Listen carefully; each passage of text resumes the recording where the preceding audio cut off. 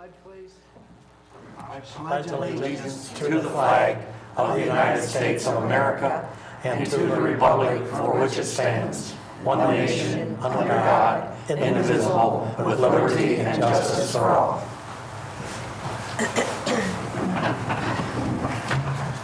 Okay, welcome everyone to the Bryan City Council meeting of April the 4th, this beautiful, beautiful spring day.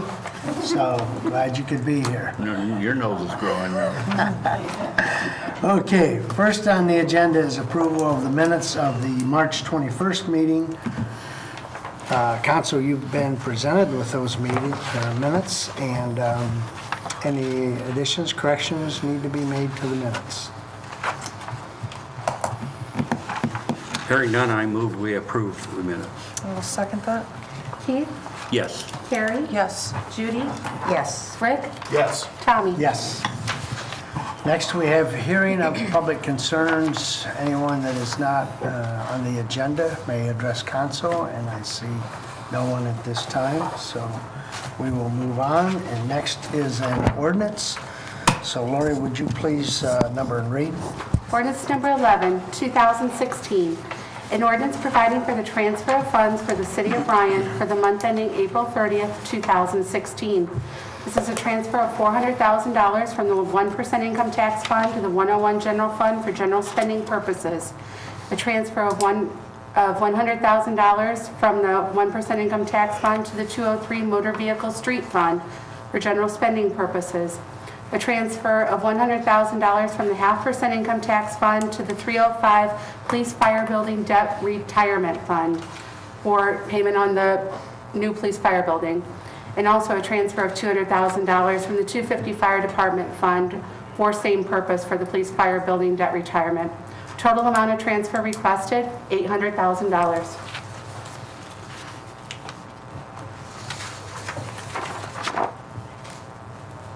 I move we suspend. I'll second. Keith? Yes. Judy? Yes. Carrie? Yes. Rick? Yes. Tommy? Yes. I move to accept. Second. Judy? Yes. Rick? Yes. Carrie? Yes. Keith? Yes. Tommy? Yes. Okay, next we have another resolution. So Lori, would you please number and read? Resolution number 10, 2016. A resolution authorizing the clerk treasurer to advertise for bids for the project known as 2016 Curb Replacement Program. Mr. Whelan? Good evening. Sir. I have not done a curb replacement program per se for quite a few years. Typically, we call it a street reconstruction because we'll start from scratch and tear everything out and start over. But we've a couple areas in town, on the southwest part specifically, we're looking, and I'll show you some maps on it here after a bit. Portland, Greendale, Ashley, between Wesley and Cardinal. There's a section in there that the curb looks just like that. And it's strange, it's just one side of the road. The curb's busted up and the other side it's fine. So all I can say is there must have been bad concrete 30 years ago on those particular runs. It's odd how it worked that way. But we've had some complaints, and the street doesn't need completely redone. We just have to replace the curbing. So what we're doing, when we replace the curb, we also have to deal with drive approaches. And the driveway on the left is properly installed, where as far as the curb goes. You can see you've got a 2-foot gutter pan of the curb, and then about a 6-inch wide chunk of curb with expansion joint behind it, and the driveway butts up to it. The driveway on the right, when they constructed that, they basically busted the back of the curb out and sloughed concrete in over the top of it and tried to make it all sab together, kind of like frosting a cake. And it doesn't work that well. It looks good for a couple of years, but then in a few years, it starts looking like that. And it's kind of tough to see in the picture, so I blew up a corner of it here as well. You can see there's a gap underneath where the concrete drive goes over the curb that I can stick my hand underneath. Water gets in there, freezes, heaves. If you drive around town and look, there's a lot of driveways that were done incorrectly. And it's just the way the construction practice was back then. It was just simpler, it was easier. Nowadays we saw cut it out and put expansion joints so it works better. So there's a lot of areas in this in this particular project that have driveways that look like that as well. So, we can kill two birds with one stone. And then on top of it, we're also going to put some under drain in, basically some farm tile for drainage, which will help drain the subbase, which is another standard of construction that we do now as well. So it'll be a trifold project. And basically, that's the map that we're looking at. Any areas that are in blue is where we're going to replace curb and replace the first few feet of people's driveways. You can see there it's between Wesley and Cardinal, and you can see the whole loop between Portland and Greendale, that whole inner circle, most of that is blue.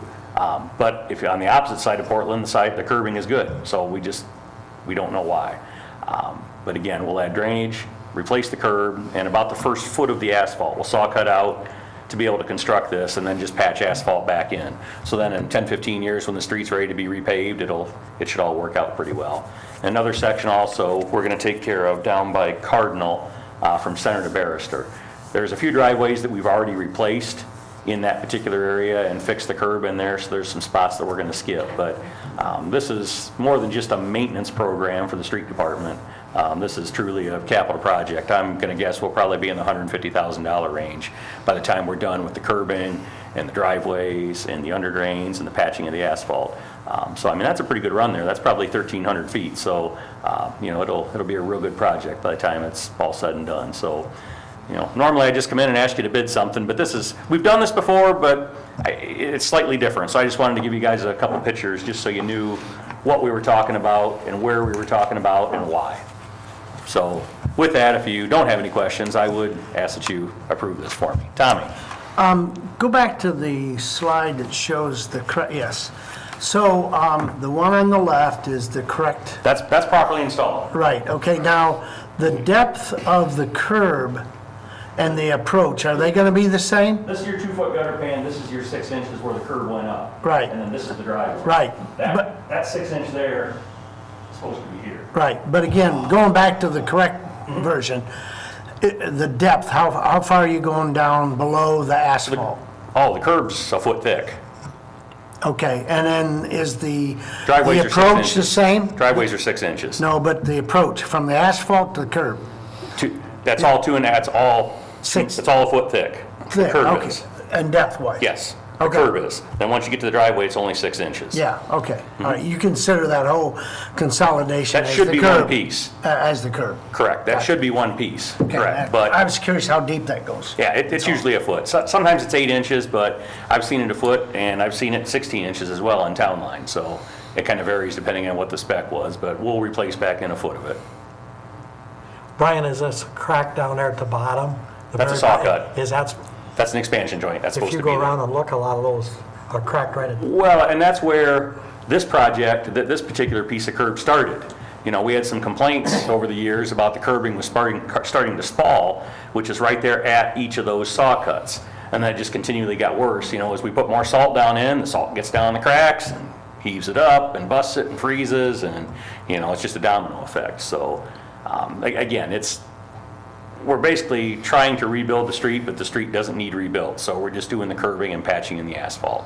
Judy called me today, that's a little more than I thought they were gonna Right. do. I apologize for, Right. Yeah, feel free to call me, Judy, if any of you have any questions about that. I thought we'd just gone around and fixed, but you got quite a, Oh, yeah. Quite a few. If it was just a couple spots, Tyson would take care of that internally, Which as he far as does, repairs, yeah. which we do, right. The sad thing is, a lot of people will put new driveways in and they don't call us for a permit. So when they don't call us for a permit, we don't know that they're putting it in, and then they just slough concrete back over the top of it again, and here we are, they got a brand new driveway that's done wrong.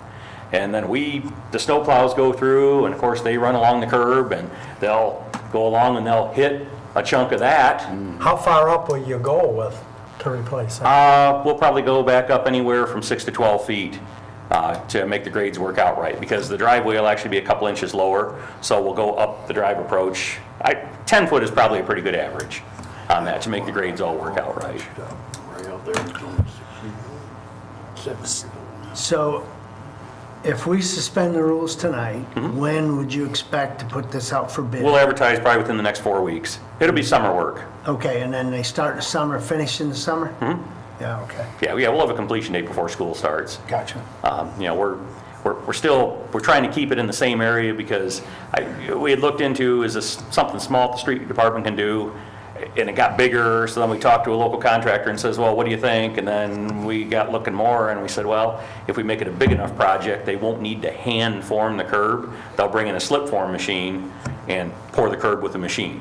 As long as we get enough runs, it's more cost effective to do it that way, and a lot faster. You know, they can slip form all this curb in a couple days as long as they're ready for it. Pour the drives a couple days later, let them cure a week, and then they're done. You know, so I'm not saying it's a week-long project, but it'll take a while because of the extent that's here, but, you know, by the time they tear out and... Now, will our street department prepare this? No. Or No. whoever we For- hire, for- they'll cut it, they'll form it? It'll be a complete Right. project. We can't break that up for prevailing Gotcha. wage law and Okay, everything. all right. It'll be one complete I thought you package. said something about our street. Well, They do smaller areas like that. Yeah, If say right. somebody wants to fix their driveway and the curb needs fixed, the street department, if they've got Right. time, will come in and replace the curb Gotcha. and then allow the contractor to finish the driveway through there. Take this resident here, if you go up 10 feet, what's he gonna say about this? Will he have? That's off the right of way. I can't touch it. But I mean, he'll have an opportunity maybe to say to the contractor, hey, fix He this. could hire him if he wanted, if the contractor wants to, right? Yeah. Can you go back to the first map? That one? Like, no, of the houses, the maps, Wesley. I'm just trying to figure out. So everything in blue is going to be redone. Correct. I can't see the road names, and I know I live over here. Portland's on the right, Greendale's in the middle, and Ashley's on the Portland's clear left. over here.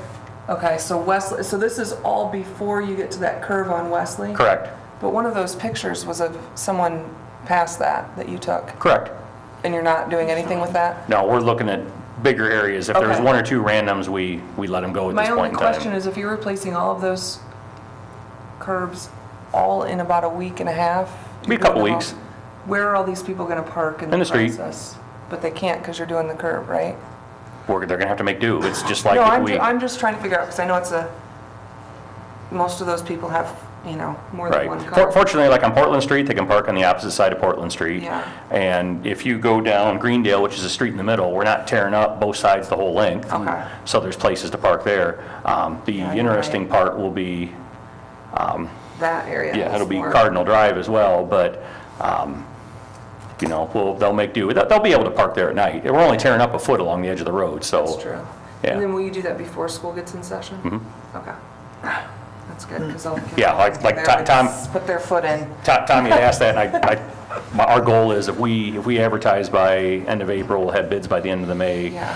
be able to construct it June, July, and early August, so Okay. And this is just curbs, no sidewalks. no sidewalks. Nope. I wish I had more money, No. but Okay. Okay, any other questions, council? I move we suspend. My second? Keith? Yes. Carrie? Yes. Judy? Yes. Rick? Yes. Tommy? Yes. Move to adopt? Second? Carrie? Yes. Rick? Yes. Judy? Yes. Keith? Yes. Tommy? Yes. thank you. Thank you.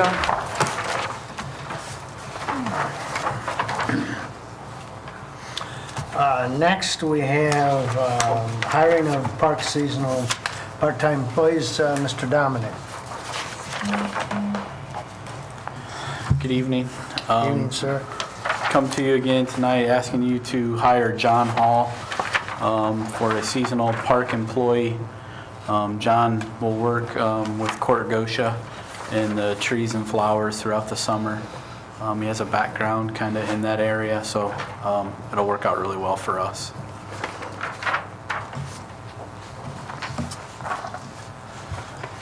I move we approve this. I'll second. Keith? Yes. Judy? Yes. Carrie? Yes. Rick? Yes. Tommy? Yes. Start date?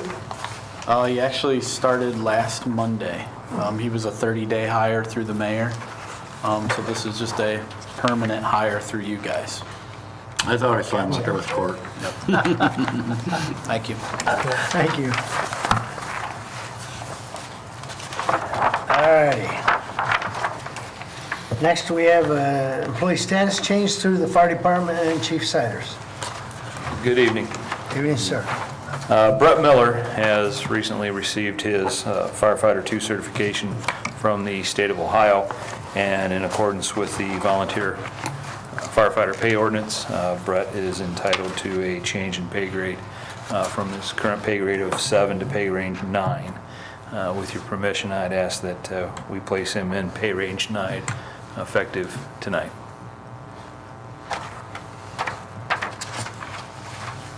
I move we approve this.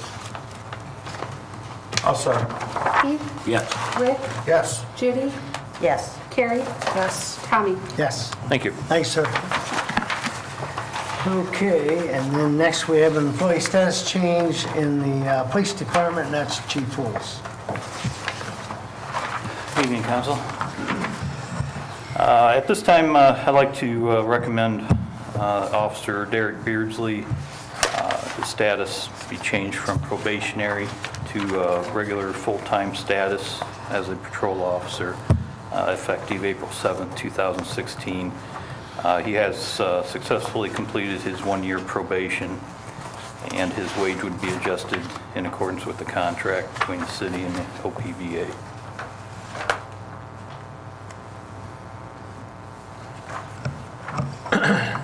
I move to approve.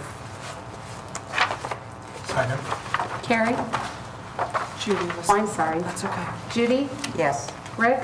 Yes. Carrie? Yes. Keith? Yes. Tommy? Yes. Thank you. Thanks, sir.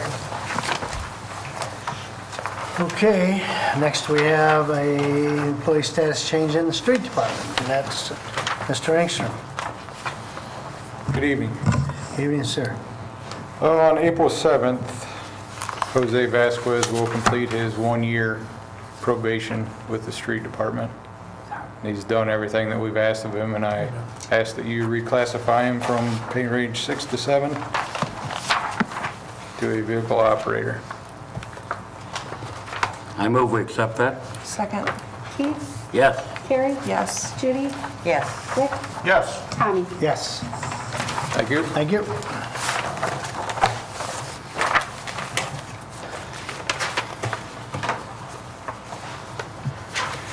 Okay, next on the agenda is the renewal of permit renewal for the city of Bryan, liquor permit renewal.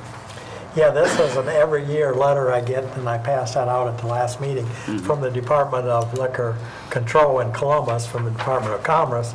And every year they send that out. Last year was March 13th, this year March 14th. And it gives council the permission if they have, or the police department, if you have any problems with any of the people that have liquor licenses, to request a hearing. The council cannot take away a license to that extent, but they can request a hearing if there's been nuisance and so forth. Noticed in reading the Toledo Blade, I think Toledo Council or the whole city of Toledo have 3 or 4 that they asked for a hearing. But in our case, we've had no requests from our police department, and so I think this is just a matter of passing it on this year. Can you offhand tell us how many permits we have in the city? It varies. We have 9. That's what I was. It's based on your population, and Yes. our population is 8,555 or something like that, so they give us 9 permits, and that's the ones that those type of permits are the ones that you go to the establishment and you can consume alcohol in there. Now, there's more over the city, there's more places that have carryouts. They're not included, they're under a different class. These are the ones that you go in down the line, and the state also tells me there's a waiting list for this particular group. I noticed today after I made my list of the 9, like the Moose, Eagles, the VFW Legions, and AMVETs, they're in a separate class, so they're not included in here. And then all the people that just sell liquor, if it's beer alone or if it's wine, they're in a different class. But then we have these, which can cause us problems. Not that the other ones can, but these cause us problems if people are drinking and so forth in there. So those are the 9 that have the license, and the state tells me there's a waiting list. I don't know who wants them or whatever, but there's a waiting list for that also. Tell you any idea how many is on the waiting list? I thought they told me 2 or 3 when I had a request earlier for. One of the problems with having that waiting list and only a certain number for the population of our city is that we have a lot of people living outside the city who really adds to our population in the city, but it's not technically counted that way, so. Right. It's kind of a, I don't know what you call it, something that wouldn't allow us. The other thing, this becomes an economic factor. In other words, if one of these establishments should close and one of the other people want to buy that, I know when one of the restaurants uptown sold and another one came in, they went right after to get that liquor license. They weren't going to open unless they could get the liquor license to open.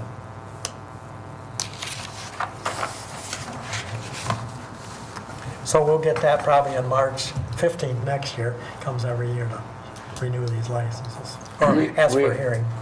Do we have to act on this? Wouldn't we just have a motion? Motion to decline here. Motion to decline. Motion hearing. decline. So moved.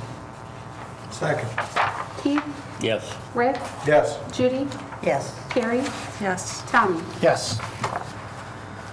Okay, that is everything on the agenda that we have scheduled tonight, so go around the room here, and Chief Siders, you have anything to add to it? No, sir, thank you. All right, Mr. Dominic?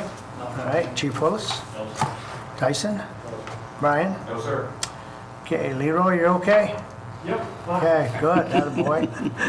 All right, Jim, would you have anything? Tom? All righty. Miss Judy? Nope. All right, No, sir. you all right? Good vacation, everything good? Great vacation. Atta girl, good job, Carrie. Mr. Rick? I'm good. I'm Mr. good. Ray? Are you guys good down here? I mean, it seems like it's, I don't have anything. you guys No, sir. okay? Yeah. All right. Mayor? I always have to come up here. Our auction for the building, located at 106 South Emmett Street, is April 14th at 5 o'clock. And also we have a Tahoe, 1997 Tahoe that we are auctioning off at over 100,000 miles on it. It does run, so that would be a good thing. But that's April 14th at 5 o'clock, South Emmett and Bryan. We'll be auctioning that building. It is zoned R2. We're not going to sell the crunched up fire truck. No. Too soon. Too soon. I was a smart aleck remark. That's it? Yeah, that's all that I have. All righty, I have nothing, so thank you very much for coming, and so I will entertain a motion to adjourn. I make that motion? I'll second. Carrie, Yes. Judy, Yes. Rick, Yes. Keith, Yes. Tommy. Yes, thank you. Thank you.